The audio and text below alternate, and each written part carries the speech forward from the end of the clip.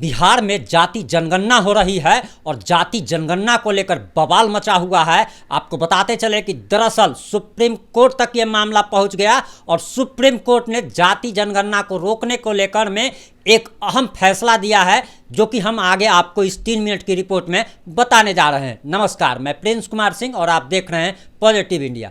दरअसल बिहार में जाति जनगणना चल रही है और जाति जनगणना को लेकर काफ़ी बवाल मचा हुआ है। वहीं आपको बताते चले कि जाति जनगणना को लेकर लगभग बिहार की जितनी भी पार्टियां हैं, सभी पार्टियों के प्रतिनिधि प्रधानमंत्री से जाकर मिले थे और जाति जनगणना को लेकर अनुरोध किया था, जाति जनगणना कराने को लेकर अनुरोध किया था। हालांकि प्रधानमंत्री ने सिरे से इस बात को नकार दिया और उस समय यह खबर आई थी कि दरअसल प्रधानमंत्री ने यह कहा कि अगर आप जाति जनगणना करवाना चाहते हैं तो आप अपने स्तर पर करा सकते हैं। केंद्र सरकार ने मना कर दिया था, लेकिन बिहार में अब जाति जनगणना नीतीश और तेजस्वी की महागठबंधन सरकार ने कराना शुरू कर दिया। लेकिन इसको लेकर भारी बवाल मच गया है और इसको लेकर यूथ फॉर इक्वलिटी नाम की एक संस्था है जो कि सुप्रीम कोर्ट में पहुंची थी और सुप्रीम कोर्ट में इस जाति जनगणना को रोकने को लेकर एक याचिका डाली गई थी। इस मामले की सुनवाई 28 अप्रैल को हुई। उसी 28 अप्रैल को जिस दिन सुप्रीम कोर्ट में मनीष कश्यप को एनए हटाने को लेकर सुनवाई होनी थी, वहीं आपको बताते चले कि इस पर अहम सुनवाई में एक अहम फैसला आया है और सुप्रीम कोर्ट ने एक अहम फैसला दिया है। आपको बताते चले कि सुप्रीम कोर्ट में जो याचिका डाली गई थी, इस पर सुनवाई करते हुए सुप्रीम कोर्ट ने पटना हाई कोर्ट को एक आदेश जारी किया है और इस आदेश में कहा गया है कि सिर्फ 3 दिनों के अंदर इस पर अंतरिम फैसला देना है और अंतिम फैसला देने का आदेश हाई कोर्ट को दिया गया है, पटना हाई कोर्ट को दिया गया है। आपको बताते चले कि दरअसल जाति जनगणना को लेकर बहुत सारे लोग विपक्ष में खड़े हो गए हैं और जाति जनगणना पर सवाल उठा रहे हैं।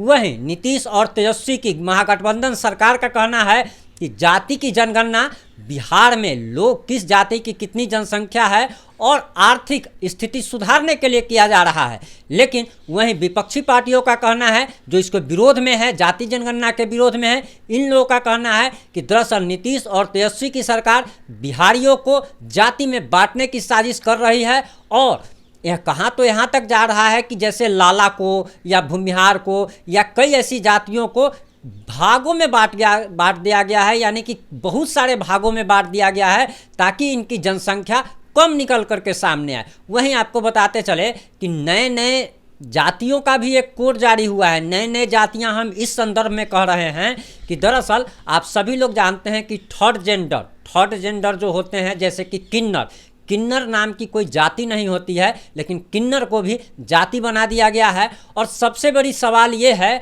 जिसको लेकर याचिकाकर्ता सुप्रीम कोर्ट पहुंचा था कि दरअसल जाति जनगणना कराने का अधिकार सिर्फ और सिर्फ केंद्र सरकार को है।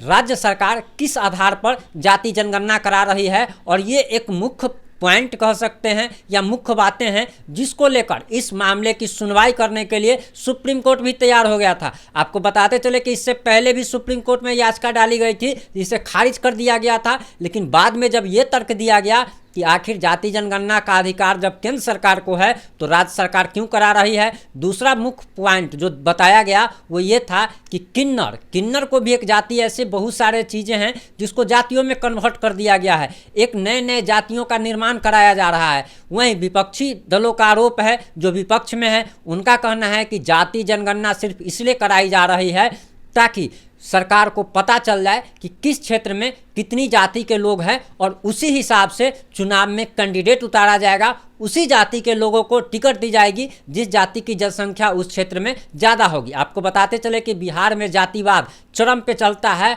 और जब चुनाव आता है तो ये और ज़्यादा चरम पे चल जाता है जब लोग जाति को देख करके वोट करते हैं। शिक्षा, स्वास्थ्य, नौकरी, रोजगार की व्यवस्था कराया या नहीं कराया उससे कोई फर्क नहीं पड़ता है। लोगों को सिर्फ ये नज़र आता है कि हमारी जाति का कैंडिडेट है तो इसको वोट देना चाहिए, चाहे वो किसी भी पार्टी से आता हो, किसी भी विचारधारा से आता हो। हालांकि इस पर अब सुप्रीम कोर्ट ने अंतरिम आदेश जारी कर दिया है और हाई कोर्ट को आदेश जारी कर साफ साफ कह दिया है कि आप लोग दरअसल 3 दिन में इस पर अंतरिम आदेश दीजिए अब सबकी निगाहें पटना हाई कोर्ट पर टिकी हुई है कि आखिर पटना हाई कोर्ट इस मामले में क्या आदेश देता है। वैसे आपको बताते चले कि जाति जनगणना 15 अप्रैल से शुरू हो चुकी है और बहुत सारे क्षेत्रों में यह कार्य काफ़ी प्रगति पर चला गया है और काफ़ी इस मामले में डेवलपमेंट भी हुआ है। हालांकि इस मामले में जैसे ही कुछ नया अपडेट आएगा हम आप लोगों तक जरूर पहुंचाएंगे। जुड़े रहे हमारे साथ। आप देख रहे थे positive India, Prince Kumar Singh के साथ। जय हिंद, जय भारत।